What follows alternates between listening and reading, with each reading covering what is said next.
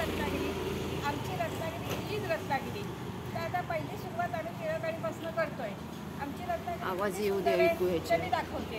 हे बघा खड्डे, इथपर्यंत भरलेले खड्डे आणि त्याच्यात भरलेलं रंगीत पाणी.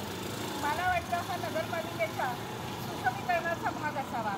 आणि हे सगळे खड्डे आता मी पुढचे पण दाखवणार आहे. हे सगळे आपल्या नगरपालिकेने पाडलेले आहेत बरं का. या रस्त्यांचं विस्तृत काम करून त्यांनी खड्डे पाडलेले आहेत.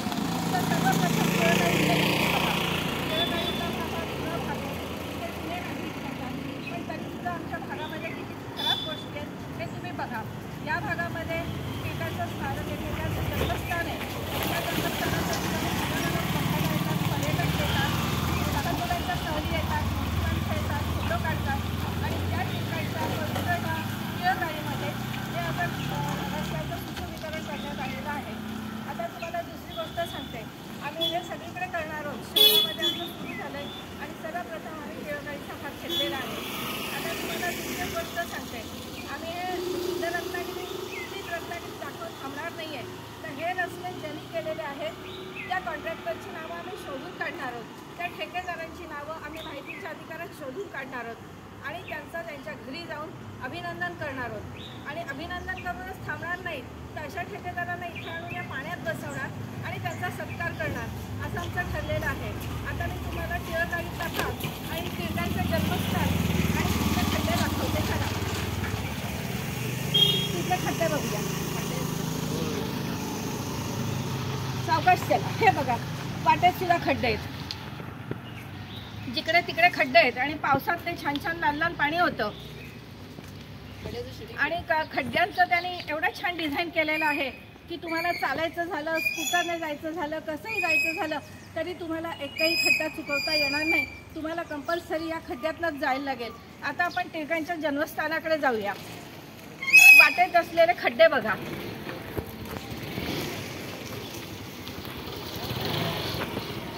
आता आमचा गणपती बाप्पा याच खड्ड्याच्या रस्त्यातनं येणार आहे. मला वाटतं गणपती बाप्पाला सुद्धा दया येईल आणि आमचे खड्डे बंद होतील. चला आपण त्यांच्या इथे जाऊया. हा बघा खड्डा.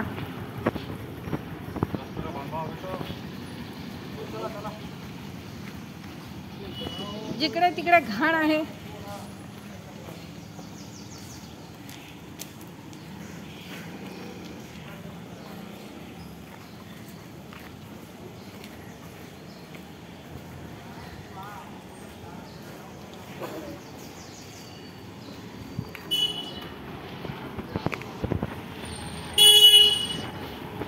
हे खड्डे बघा, आमच्या टिळकाळीतले छान छान खड्डे. हे बघा, हे बघा खड्डे आमच्या टिळकाळीतल्या नाक्यावरचे छान लाल लाल पाण्याने भरलेले खड्डे बघा.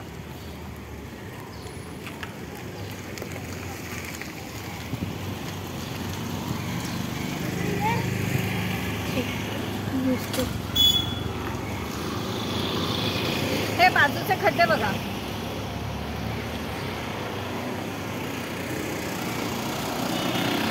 ते पण खड्डे बघा. सगळे पूर्ण खड्ड्यांनी भरलेला डिझाईन आमच्या नगरपालिकेने तयार केलाय बरं का.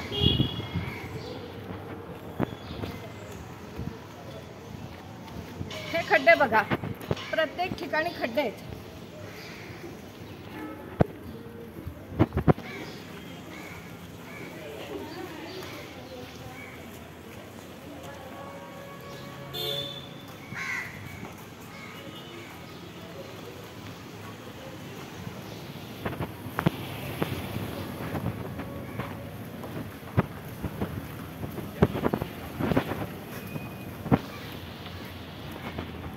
हे बाजूचे खड्डे बघा, त्याच्यात असलेली घाण बघा.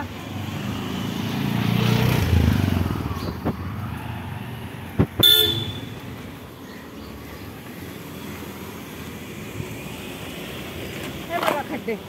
आता मी तुम्हाला आपल्या टिळकांच्या पवित्र स्थानाच्या इथे नेते.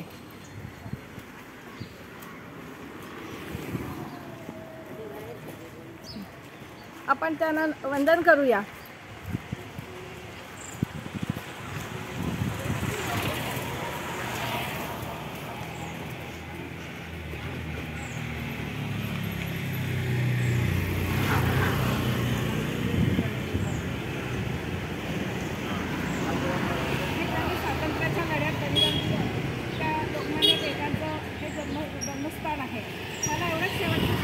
वाटते की अनेकदा आपले मंत्री नेते सगळे इथे येतात, काही काही उद्घाटनं करतात, पण ज्यावेळेला ते उद्घाटनं करतात त्यावेळेला त्यांना टिळकाईतले रस्ते दिसत नाहीत, त्याच्यातले खड्डे दिसत नाही, त्याच्यात भरलेलं पाणी दिसत नाही.